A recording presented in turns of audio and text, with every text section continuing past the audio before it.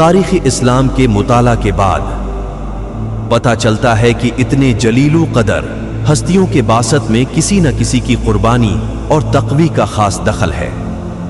کچھ ایسی ہی کہانی سلطان صلاح الدین ایوبی اور گورنر نجم الدین ایوبی کی ہیں۔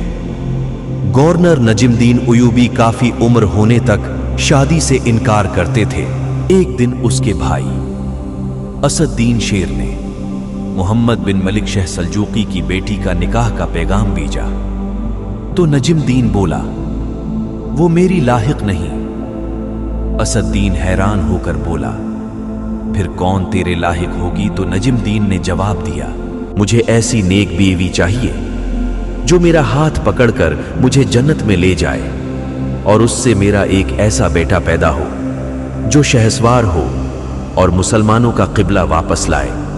اور اللہ نے وہی چاہا، اس کا نکاح ایک غریب اور متقی لڑکی سے ہوا، جس کے بطن سے ایک ایسا شہسوار پیدا ہوا جس سے دنیا سلطان صلاح الدین ایوبی کے نام سے جانتے ہیں۔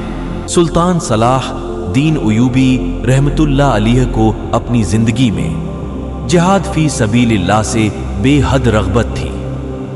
اسی رغبت کا نتیجہ تھا کہ مصر کی عمارت سنبھالنے کے صرف 5 سال بعد سلطان صلاح الدین ایوبی نے 569 ہجری میں یمن فتح کر لیا، اور مزید 6 سال کے عرصہ میں 575 ہجری تک سلطان نے شام اور دیگر ساتھ کے کئی علاقے اپنی سلطنت میں شامل کر لیے۔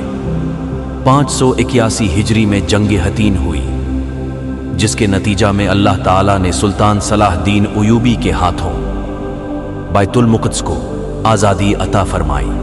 صلیبی سردار ریجینالڈ نے بہت سارے عیسائیوں کو ساتھ ملا کر مدینہ طیبہ پر قبضے کی غرض سے حجاز پر حملہ کر دیا۔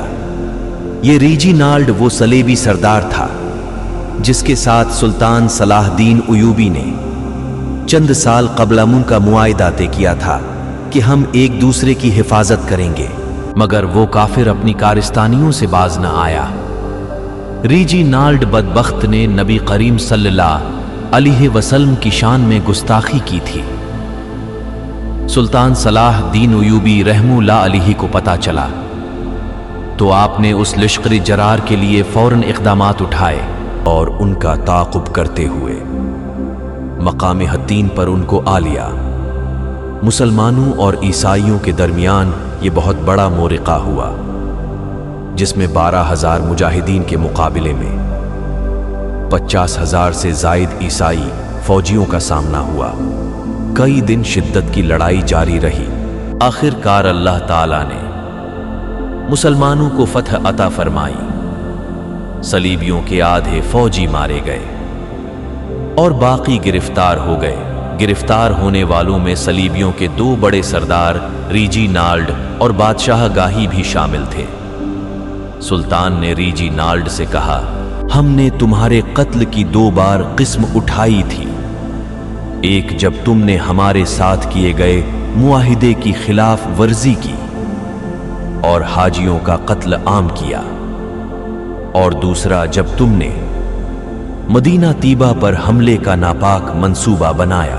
صلاح الدین ایوبی نے ریجینالڈ کا سر قلم کر کے اللہ تعالیٰ کا شکر ادا کیا۔ اس مورکہ کے بعد مسلمانوں نے صلیبیوں کے تمام علاقوں پر قبضہ کر لیا۔ سلطان صلاح الدین ایوبی نے جنگ حطین کے فوراً بعد موقع ملتے ہی بیت المقدس کا رخ کیا۔ آخر کار وہ دن آ ہی گیا جس کا سلطان کو بے حد بے چینی سے انتظار تھا۔ اسلامی لشکر نے بڑے زور سے حملہ کیا۔ ایک ہفتہ تک خون ریزی جاری رہی، اور پھر عیسائیوں نے ہتھیار ڈال کر رحم کی اپیل کر دی، اور مسلمانوں نے بیت المقدس فتح کر لیا۔ بیت المقدس پر مسلمانوں کے قبضے کی خبر سن کر پورے یورپ میں کوہرام مچ گیا، جس کے نتیجہ میں اٹلی، فرانس، جرمنی سے 6 لاکھ فوجی متحد ہو کر فلسطین کی طرف نکل پڑے۔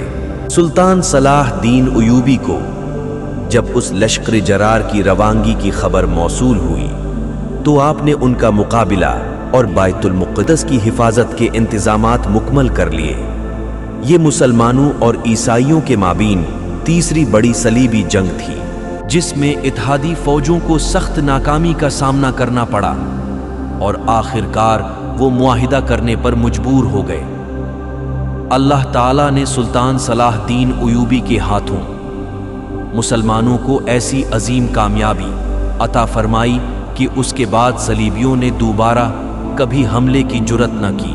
سلطان صلاح الدین ایوبی 57 برس کی عمر میں اس دنیا سے چل بسا، مگر دنیائے کفر میں آج بھی ان کے نام سے لرزہ طاری ہو جاتا ہے۔ اللہ تعالیٰ اس بلند مرتبہ سلطان کے درجات مزید بلند فرمائے۔ اگر آپ کو میرا یہ ویڈیو پسند آیا تو مزید ویڈیوز دیکھنے کے لیے اس کمال بوائے چینل کو سبسکرائب کریں۔